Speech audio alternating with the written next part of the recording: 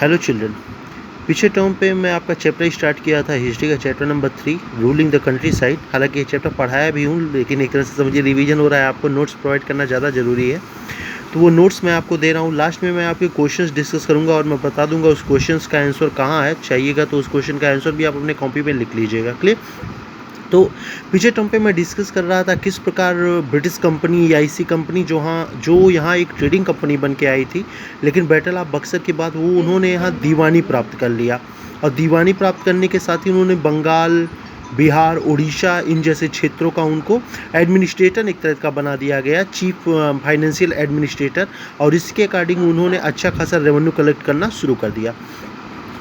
फिर धीरे धीरे मैंने बताया कि किस प्रकार उन्हें 20-25 ईयर्स के एक्सपीरियंस होने के बाद उन्होंने किस प्रकार उस एक्सपीरियंस का फ़ायदा उठाया। उसमें मैंने आपका हेडिंग बताया था कंपनी एंड एलियन पावर। एक तरह का एलियन पावर आ गया था। साथ ही उनको पता था कि जो लोग उनका हेल्प कर सकते हैं उनको अपने साथ मिलाने की कोशिश किया, क्योंकि ब्रिटिश उनका अलग ही लैंग्वेज, अलग ही पूरा रूल रेगुलेशन था। और जब तक वो इंडियंस का हेल्प नहीं लेते इंडिया के ही खिलाफ, तब तक वो इंडिया में इस्टेब्लिश नहीं हो सकते थे। तो इसीलिए जो लोग पहले पास्ट साइड में जो कंट्री साइड के दीवान थे या किंग थे, उनको क्या किया, इन्होंने अपने फेवर में लेना शुरू कर दिया। क्लियर। ये पीछे टर्म पे मैं डिस्कस किया और लेक्चर आपका कंटिन्यू पढ़ाता हूँ, ले चलता हूँ उसको। नेक्स्ट हेडिंग जो है वो है रेवेन्यू फॉर द कंपनी। मैंने बताया था कि रेवेन्यू के बारे में मैं डिस्कस करूँगा नेक्स्ट टॉपिक में। क्लियर। तो देखिए, पहले क्या हुआ, ब्रिटिशर्स दीवान बन गए यहाँ पे। दीवान के साथ साथ वो ट्रेडर भी थे। तो दो पोस्ट होने के साथ उनकी दो रिस्पॉन्सिबिलिटी बन गई। पहली, wanted a large revenue income. दीवान के तौर पे वो अधिक से अधिक रेवेन्यू कलेक्ट करना चाहते थे। जहाँ जैसे फ़ायदा होता था दीवान के तौर पे, उन्होंने वहाँ उस प्रकार वैसे फ़ायदा उठाया। चाहे वो पीजेंट से फ़ायदा उठाया जा सके या फिर किसी से भी फ़ायदा, वो केवल फ़ायदे के बारे में सोचते थे। दूसरी तरफ ट्रेडर के तौर पे आप जानते हैं, जब कोई कहीं जाता है, जैसे मैं अब आप ही चले गए विदेश फॉरेन पढ़ाई के लिए, तो आप क्या वहाँ सेटल वेटल होंगे? नहीं, क्योंकि आप वहाँ पढ़ने के लिए गए हैं। पढ़ने के बाद फिर आप वापस वो अपनी कंट्री में आ जाएंगे। तो इन्होंने क्या किया, वॉज अनविलिंग टू सेटअप। यहाँ उन्होंने कोई सेटअप नहीं बनाया। Any regular system of assessment and collection. किसी प्रकार के असेसमेंट और कलेक्शन का इन्होंने कोई रेगुलर सिस्टम नहीं बनाया।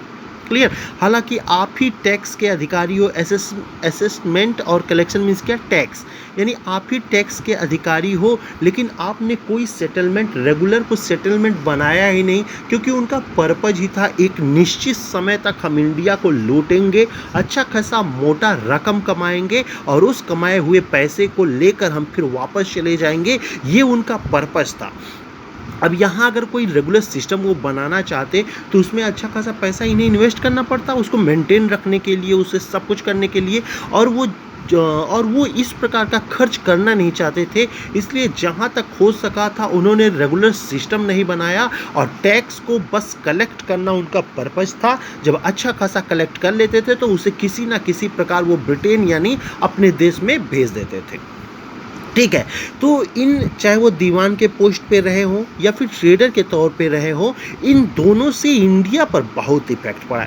इम्पैक्ट ऑन इंडिया पे इसका बहुत बड़ा इफेक्ट पड़ा। क्या पड़ा? Now the revenue collected in Bengal could finance the purchase of goods for export। सोचिए, हमारा ही पैसा वो टैक्स के रूप में लेते थे, रेवेन्यू के रूप में, फिर उसी पैसे से हमारे ही सामान को खरीदते थे और उस सामान को ले जाके विदेश में बेचते थे और फिर उस सामान के बेचे हुए पर वो टैक्स लेते थे। नहीं समझा? देखो, पीजेंट हुआ, मान लिया आर्टिकल्स हुआ। आर्टिकल वही जो चित्रकारी वगैरह करते हैं, कढ़ाई बढ़ाई। मान लिया पीजेंट ही हो गया। पीजेंट क्या किया, अनाज प्रोड्यूस किया है। इन्होंने कहा है कि भैया आपके इस लैंड पे 50% टैक्स है। क्लियर। पीजेंट बेचारा खेती किया, अनाज प्रोड्यूस किया और उसने क्या किया, 50 रुपया इनको दे दिया कि लो भैया 50 रुपया आपका टैक्स, 50% आपका टैक्स यानी 50 रुपया। अगर 100 रुपये का प्रोडक्शन हुआ होगा तो क्या किया इन्होंने, 50 रुपया ले लिया टैक्स के तौर पे। फिर बाद में क्या, 50 रुपया अंग्रेज के पास, पीजेंट के पास बचा, तो उस 50 रुपये से ये उसके सामान को खरीद लेते थे। ठीक, बचा हुआ 85 रुपये का सामान है ना, तो उसको खरीद लेते थे। फिर कहते थे तुमने अपना सामान बेच दिया, उस पर टैक्स दो, और वो टैक्स कितना, 50%, मतलब फिर 25 रुपया ले लेंगे। ठीक। फिर उस 25 रुपए से फिर उसी का सामान खरीदेंगे और फिर उस पर 12.5% टैक्स लेंगे। इस तरह इनके टैक्स का एक अलग ही रूप देखने को मिला और इससे बड़ा दिक्कत हो गया आपके आर्टिकल्स को, पीजेंट को, फार्मर्स को। सोचिए मत, बहुत ज़्यादा प्रॉब्लम उनके सामने क्रिएट हो गया। यानी हमसे टैक्स के रूप में पैसा लेकर हम ही से सामान खरीद कर फिर हम ही से बेचते थे। क्लियर। कुछ ऐसे भी थे जैसे उन्होंने क्या किया, रॉ मटेरियल्स खरीद लिया।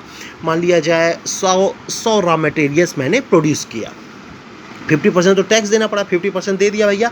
50% क्या करते थे, उसी 50% से ये खरीद लेते थे, फिर उसको ले जाते क्या करते थे, उसको पक्का करते थे या कहीं सामान वगैरह बनाते थे, फिर लाके वो उन्हीं किसानों से बेचकर बचा हुआ पैसा भी ले लेते थे। बहुत होशियार थे। क्लियर। यही इनका काम ही था और इसी होशियारी के बल पे इन्होंने इंडिया में बहुत बड़ा सेटलमेंट अपना किया।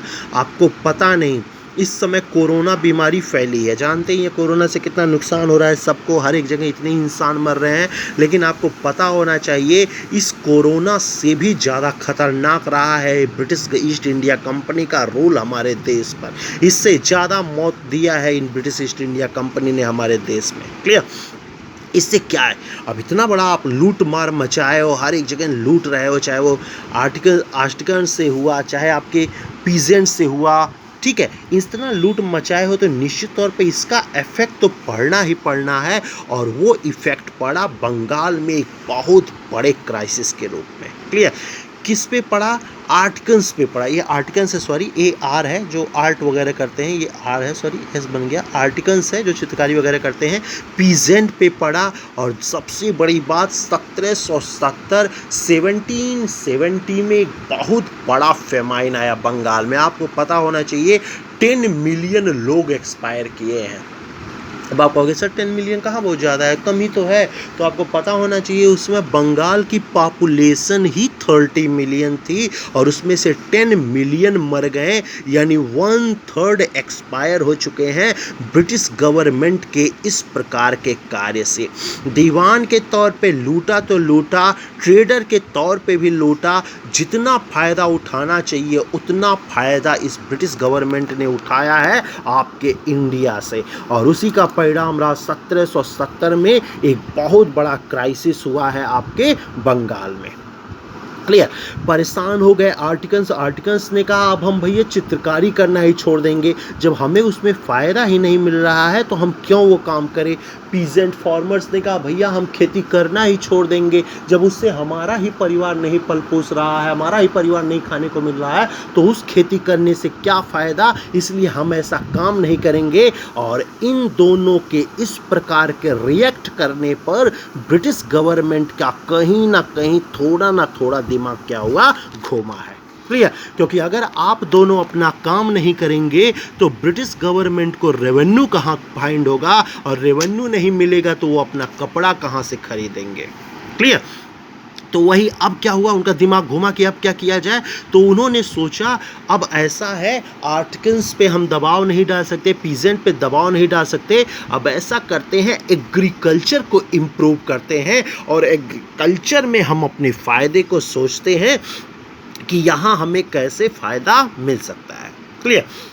इसीलिए उन्होंने परमानेंट सेटलमेंट लाया, रैयतवाड़ी सेटलमेंट लाया, महालवाड़ी सेटलमेंट लाया और इन सेटलमेंट के जरिए वो एग्रीकल्चर फील्ड में अधिक से अधिक पैसा कमाने का मोटिव लेके आ गए। Clear.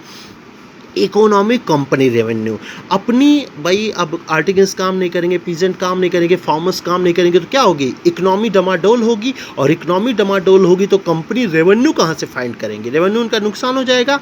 Most company officials begin to feel, कई सारे कंपनी ऑफिशियल्स को ये फील हुआ that investment in land had to be encouraged and agriculture had to be improved. उनको लगा कि अब लैंड में हमें इन्वेस्ट करना चाहिए और एग्रीकल्चर के लिए लोगों को इनकरेज करना चाहिए।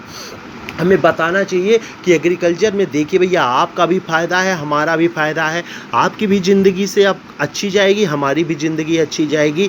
इस पर्पज़ के साथ उन्होंने 1793 में एक एग्रीकल्चर सेटलमेंट किया। उसी को कहते हैं परमानेंट सेटलमेंट, इसी को कहते हैं अस्थाई बंदोबस्त, जिसे लाने वाला गवर्नर है कॉर्नवालिस। आपके पिक्चर में बना है कॉर्नवालिस, वो मोटू आदमी, वही कॉर्नवालिस है। उसी ने एग्रीकल्चर को इम्प्रूव करके वहाँ से ज़्यादा फ़ायदा लेने के पर्पज से परमानेंट सेटलमेंट लाया है 1793 में। सोचो 1770 में क्राइसिस हुआ और लगभग 23 साल बाद उन्होंने ये परमानेंट सेटलमेंट लाया। बीच के 23 सालों में उन्होंने और लूटा है इन बंगाल के आर्टिकल्स को, पीजेंट्स को, बहुत सारे लोगों को लूटा है। क्लियर। अब परमानेंट सेटलमेंट में क्या होना था? परमानेंट सेटलमेंट में कंपनी ने एक एग्रीमेंट किया जमींदारों से। मैंने क्या बोला था, याद होगा, पीछे टॉपिक में मैंने बताया है।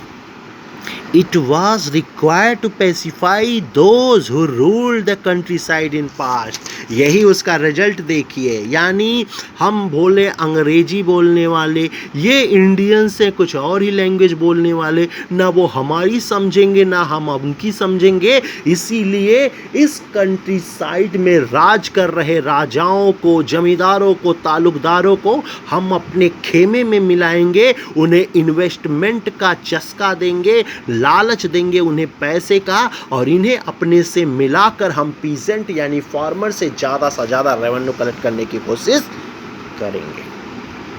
क्लियर। जमींदार यानी क्या? राजा, जो कंट्री साइड यानी छोटे छोटे राज्यों के राजाएं हैं। और तालुकदार क्या आप जानते ही हैं, ये बहुत बड़ा राज्य है, तो उस राज्य में कई सारे डिस्ट्रिक्ट होते हैं। इन्हीं डिस्ट्रिक्ट को हम तालुक कहते थे पहले। इन्हीं तालुक का जो मालिक होता था उसी को तालुकदार कहते थे। क्लियर। तो जहाँ किंग नहीं वहाँ तालुकदारों से इन्होंने एग्रीमेंट किया, जहाँ किंग है वहाँ इन्होंने किंग से एग्रीमेंट किया। अस्थाई यानी परमानेंट सेटलमेंट का ये पहला पॉइंट है। अकॉर्डिंग टू दिस, इसके according zamindar were asked to collect the rent from the peasant and pay revenue to the company. इसके तहत क्या किया इन्होंने, ब्रिटिश ईस्ट इंडिया कंपनी ने जमीन का मालिक जमींदारों को बना दिया और उनके अंडर में इन्होंने पीजेंट को वो जमीन दे दी खेती करने को। क्लियर। अंग्रेजों ने कहा जमींदार देखो भाई, वो पीजेंट सब खेती कर रहे हैं उस खेत पे, उस फील्ड पे, तुम उनसे टैक्स कलेक्ट करो और उस टैक्स कलेक्शन का सारा पैसा मुझे दो, सारा रेवेन्यू मुझे दो। जमींदारों ने कहा मुझे कहाँ फ़ायदा हो रहा है, मैं क्यों करूँ ऐसा, मुझे क्या फ़ायदा। अंग्रेजों ने कहा घबराओ मत, उसमें कुछ हिस्सा मैं तुमको भी दूंगा और कुछ पैसा अपने पास रखूंगा। उनके लैंग्वेज को ना मैं समझ पाता हूँ ना मेरे रेगुलेशन को वो समझ पाएंगे, इसलिए तुम सारा काम धाम करो, बदले में हम तुम्हें भी अच्छी खासी मोटी रकम देंगे। Clear. The amount of revenue was fixed permanently. एक रेवेन्यू का परसेंटेज फिक्स कर दिया गया कि भैया जमींदार आप मुझे इतना रेवेन्यू देंगे ही देंगे किसी भी कीमत पर। क्लियर। फिक्स्ड हो गया, इसीलिए इसको परमानेंट बोलते हैं। फिक्स हो गया, स्थायी हो गया। फिक्स कर दिया इन्होंने कि जमींदार तुम बिहार के एक, मान लो बिहार एक छोटा सा समझो डिस्ट्रिक्ट है, अब चंपारण ही अच्छा ले लेता हूँ, चंपारण डिस्ट्रिक्ट ही है। चंपारण के तालुकदार जी आप मुझे 100 रुपया रेवेन्यू देंगे ही देंगे, अब वो चाहे जहाँ से दीजिए।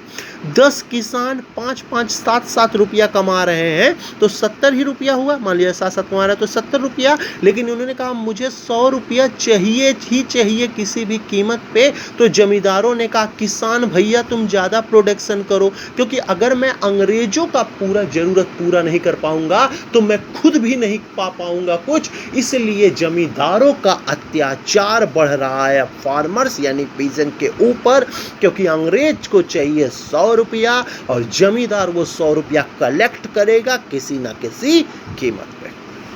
क्लियर। फिक्स कर दिया कि मुझे 100 रुपया चाहिए ही चाहिए, इसलिए इसे परमानेंट बोलते हैं। This would ensure a regular flow of revenue into the company coffers and at the same time encourage the जमींदार to invest in improving their land। फिर धीरे धीरे इन्होंने क्या किया, किसानों से अच्छा खासा टैक्स कलेक्ट ही कर रहे हैं। फिर इन्होंने जो जमींदारों को, मान लिया जाए जमींदार 110 रुपया रेवेन्यू लिया, मान लिया 110 रुपया इन्होंने क्या किया, फार्मर से इन्होंने रेवेन्यू लिया, तो 100 रुपया तो भैया अंग्रेजों को दे दिया। अंग्रेजों से कहा, इन्होंने जमींदारों ने कहा ऐसा है, ये 10 रुपया एक्स्ट्रा आ रहा है, ये 100 रुपया आपका। अंग्रेजों ने कहा अच्छा 10 रुपया आपका है जमींदार जी। तालुकदार ने कहा हाँ सर मेरा है। उन्होंने कहा ले लो 10 रुपया, कोई दिक्कत नहीं। तालुकदार ने अभी वो 10 रुपया अपने जेब में डाला था कि तभी अंग्रेजों ने कहा ऐसा है, इसको क्या करने के लिए तुम रख रहे हो, कभी बाई चांस फार्मर रेवोल्यूशन कर दिया तो छीन लेगा तुम्हारा पैसा। ऐसा करो, इस पैसे को किसी और जमीन में इन्वेस्ट कर दो, किसी और लैंड को इंप्रूव करने में इन्वेस्ट कर दो। लैंड जितना बढ़ेगा उतना तुम्हारा भी हिस्सा बढ़ेगा। क्लियर?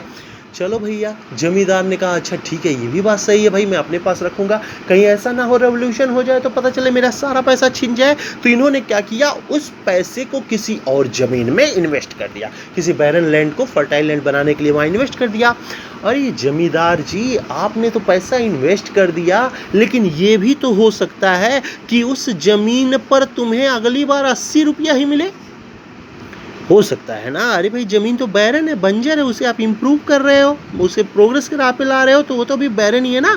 हो सकता है वहां से 80 रुपया ही मिले, लो तब तो फंस गए, तुम्हारे इधर का प्रॉफिट इसमें भी आ गया, क्योंकि अंग्रेजों को तो 100 रुपया ही चाहिए, 80 नहीं चाहिए। तो ये 20 जमींदार अब तुम उस लैंड से दो जहां तुमने 120-110 रुपया लिया था।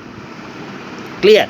तो बाबू जमींदारों की भी हालत खराब होगी, लेकिन वो डिस्कस करूंगा मैं आगे नेक्स्ट वीडियो में। अभी बस इतना जानो, इंडिया में British government maximum revenue collect करने के लिए परमानेंट सेटलमेंट लाया। इंडियंस नाराज ना हो जाएं हमसे, इसलिए इंडियंस से वो रेवेन्यू कलेक्ट करने के लिए इन्होंने इंडियंस को ही जिम्मेदारी दी, और वो इंडियंस जमींदार कहलाया। इस जमींदार को जो प्रॉफिट मिला, अंग्रेजों ने उस प्रॉफिट को भी किसी लैंड में इन्वेस्ट कराया, क्योंकि मुझे तो चाहिए 100 रुपया, चाहे रो कर दो चाहे गा कर दो, 100 तो मुझे चाहिए। जमीन चाहे बैरन हो या फर्टाइल हो, भैया मुझे 100 रुपया लेना ही है जमींदार महोदय, आप वो कहीं से भी लाइए। जमींदार भी परेशान होगा बेचारा, वो कहेगा अरे अंग्रेज तुमने बहुत बड़ा खेल खेला। जमींदार जी, ये आपको पहले सोचना चाहिए था, आपको कहना चाहिए था अरे ब्रिटिश गवर्नमेंट तुम 100 ले रहे हो, मैं तो 10 ले रहा हूँ, अरे 50 तुम मुझे दे दो तो उस लैंड पे मैं इन्वेस्ट कर दूँ, 50 तुम दो 10 मैं दूंगा, क्योंकि तुम्हारी औकात 100 वाली, मेरी औकात 10 वाली, तो तुम 50% दो, मैं पूरा दे दूंगा 100%, मुझे कोई प्रॉब्लम नहीं, लेकिन तुम भी वो पैसा मुझे दो। लेकिन जमींदार, तुम इतने पढ़े लिखे नहीं थे, इतने काबिल नहीं थे, और वो अंग्रेज पढ़े लिखे थे जिन्होंने अपनी चालाकी से तुम्हें बेवकूफ़ बनाया, और इसका एहसास तुम्हें बहुत सालों बाद होगा जब तुम खुद कंगाल हो जाओगे। क्लियर? मैंने ब्रिटिशर्स को क्यों एलियंस पावर कहा, यही एलियंस पावर के लक्षण है।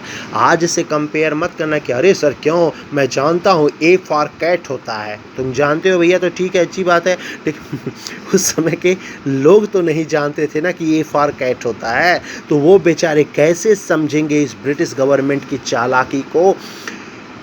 ठीक है, तो इस इंडिया को उन्होंने बहुत चीट किया। यहाँ हर एक को अगर उन्होंने अपने खेमे में मिलाया तो उन्हें समझ जाना चाहिए था कि ये ब्रिटिशर्स किसी के हितैषी नहीं है, तो उनके कैसे होंगे। उनको ये फंसा कर कोई ना कोई अपना काम निकाल रहे हैं, और वो उनके सहित पूरे इंडिया के लिए अच्छा नहीं होगा। क्लियर।